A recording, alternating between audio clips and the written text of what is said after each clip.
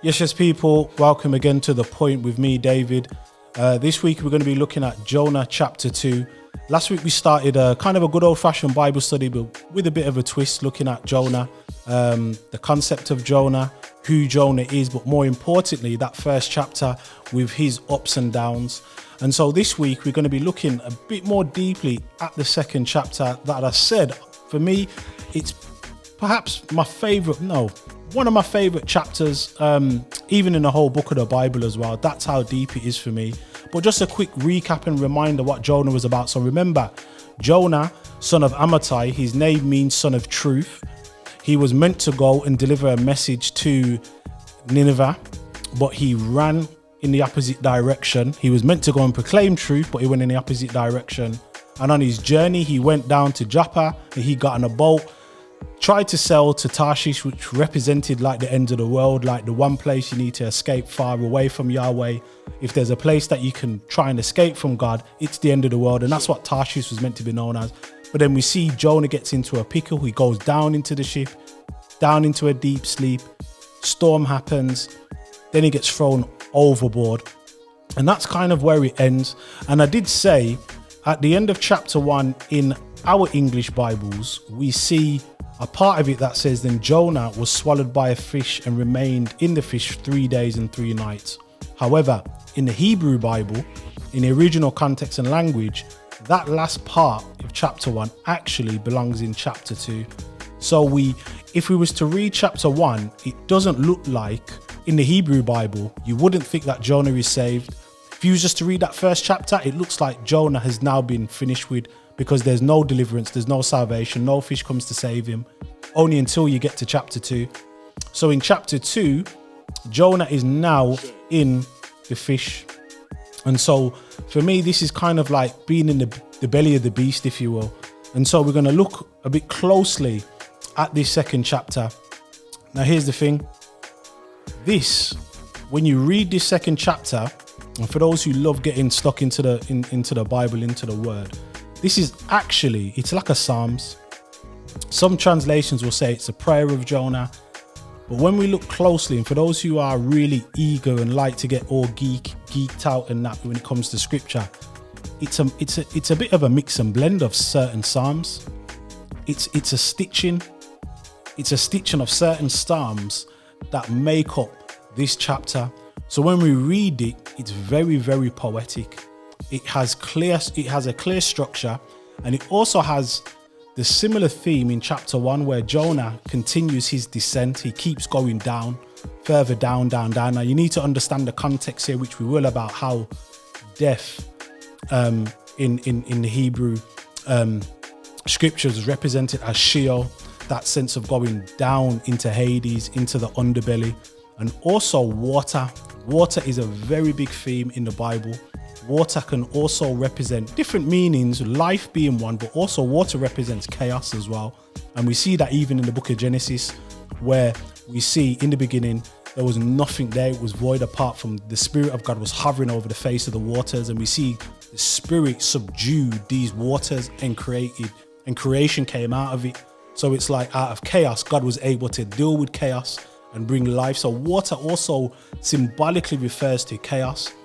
So when we look at Jonah's descent, and in this second chapter, we see these themes being played out. Now I'm going to read the second chapter. It's only 10 verses, 11 if we wanted to include the Hebrew Bible, but I'm not going to include the last part of chapter 1. So I'm going to start from verse 1 down to verse 10. It's only 10 verses. I'm going to be reading from the NIV. And so it says, so from inside the fish, Jonah prayed to the Lord, his God, and he said, in my distress, I called to the Lord and he answered me. From deep in the realm of the dead, I called for help and you listened to my cry. You hurled me into the depths, into the very heart of the seas, and the currents swirled about me. All your waves and breakers swept over me. I said, I have been banished from your sight, yet I will look again toward your holy temple. The engulfing waters threatened me, the deep surrounded me, seaweed was wrapped around my head. The roots of the mountains I sank down, the earth beneath barred me in forever. But you, Lord my God, brought my life up from the pit. When my life was ebbing away, I remembered you, Lord, and my prayer rose to you, to your holy temple. Those who cling to worthless idols turn away from God's love for them. But I, with shouts of grateful praise, will sacrifice to you. What I have vowed, I will make good. I will say, salvation comes from the Lord. And the Lord commanded the fish, and it vomited Jonah onto dry ground. Now here's the thing, there's a lot that's happening here. Now remember that I said that this is also seen as a bit of a mix and blend of different psalms. And we're not sure who the author is of Jonah, but it's important to recognize that when you look, you can see certain themes and certain things patterning out. But here's the thing, this was happening while Jonah was inside the fish. Now remember when I said that some people, there are two camps of readers when they look at Jonah. It's either they see it as a literal understanding or kind of an allegory.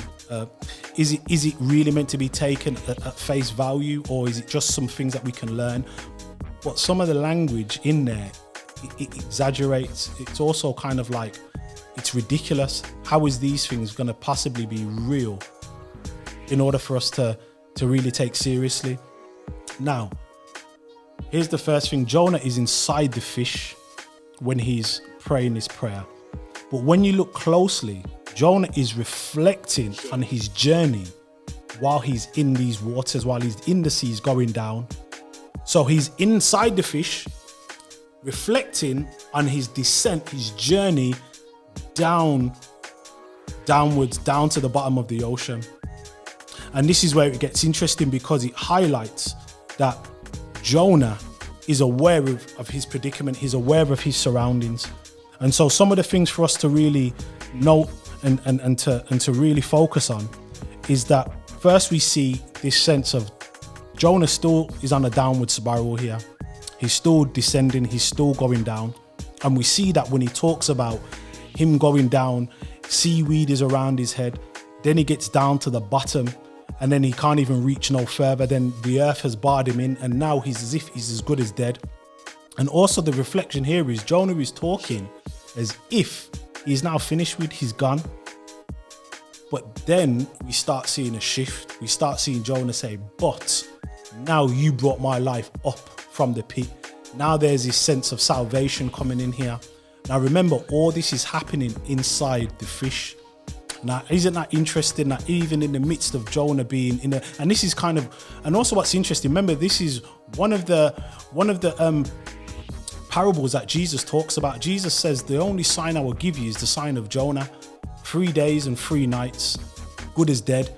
So Jonah is as good as dead inside this fish, inside the belly of the beast here, but he's still able to reflect on his descent. But still Jonah has hope, knowing that he can reach again, that he can come back, that God can deliver him. Again, we also see a contrast where in the first chapter, the sailors, they give sacrifices who are pagans. They don't know Yahweh, but they offer sacrifices. And now Jonah, in his predicament, he says that he will also offer sacrifices because of the deliverance that God will bring. Now, remember when I said that water is also represented as chaos here, that here Jonah is reflecting that, boy, things are just, I'm finished with here. There's no way back for me, surely, except for God, who is able to bring back. But what's also something interesting to recognize is that in the Hebrew, as I said, it's a fish. Now, some people have said the only possible animal that could do this, and a person possibly, even though some scientists will say impossibly, no one can survive in the belly of a whale. There's been some stories and that's kind of apparently disproved that. But the reason why we use a whale is because that's going to be the only logical mammal or animal that could do that. But in the Hebrew, what's interesting is that when Jonah is swallowed, it's a male fish. So in the first chapter in the English Bible, it's a male fish that swallows Jonah. At the end of the second chapter, when Jonah is vomited out, it's a female fish. And that's also something interesting, that there's a clear contrast is in that there's a male and female element. Is it either or? And some Hebrew commentators and theologians have tried to reason that out. Why is that when he's swallowed, it's a male fish, when he's vomited up, it's a female fish? Here's another interesting part. Look how Jonah's deliverance comes. He's vomited on the beach. Sometimes deliverance ain't going to be pretty. Sometimes deliverance ain't going to look nice, but yet it still comes. And so I'm not going to labor the point anymore, but there's a lot of things happening in this second chapter. Slow it down, slow right down, read it, and when you look closely, it's a mix and blend of Psalms, and even the language and the way in how things are exaggerated and the structure. Jonah's going down, down, down, then all of a sudden, boom, salvation, boom, God's in the mix, boom, there we go. But then what's also interesting is that Jonah recognizes, actually, God, you put me in this situation. You hurled me into the sea. God, you're the reason why I'm here. So God, only you can get me out of it.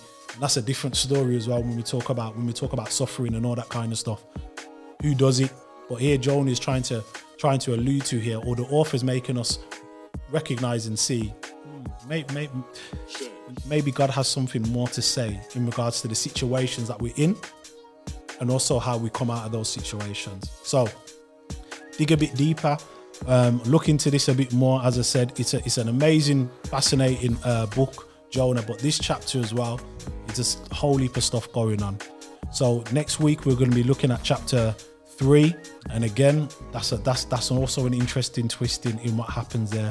But start just piecing this together. Jonah runs away, finds himself in a predicament where he's drowning and he's good as dead. God provides a fish, and then Jonah's in that fish and he's reflecting on what could have been and how he was as good as dead, but then still had that hope that actually Yahweh is going to be able to bring me through. And then he's vomited onto dry land. So next one, we'll look a bit more into what happens after that. Peace, take care. Thank you for listening to this content. If you liked it, please don't forget to like, subscribe, and make a comment down below. Or even more so, check out our website, www.affinityextra.com, for more information.